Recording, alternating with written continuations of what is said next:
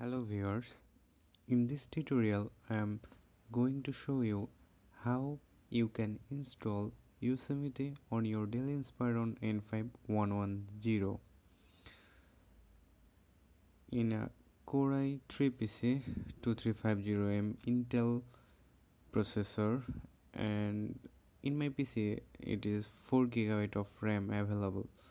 So step 1, you need to go to Hackintosh zone and download the nearest Yosemite zone.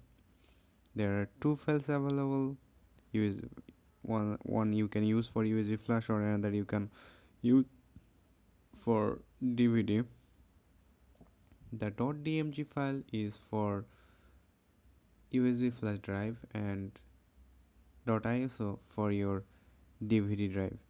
And you can use Transmac to make bootable USB flash drive, or Win32 disk imager, or any other apps you can use to burn the ISO file to DVD. And one important thing is that you must use a dual layer DVD, otherwise it will not work. Okay, I lost many time and money on it. Not so much money, but yes. Here is the layout. You're seeing how you can use Transmac and another one in the right side. I write to use .iso file, and this is for your DVD. Win32 disk imager, and it is with number pattern. You can work with this process.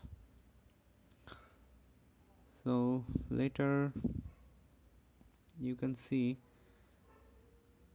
that you have to configure your BIOS. Most two important setup is you have to disable your virtualization and make SATA mode to AHCI. Okay, then boot from USB or DVD, and then we will follow the next instructions you are given. So that's all, and finally this is my version of Yosemite. You can see the configuration and all.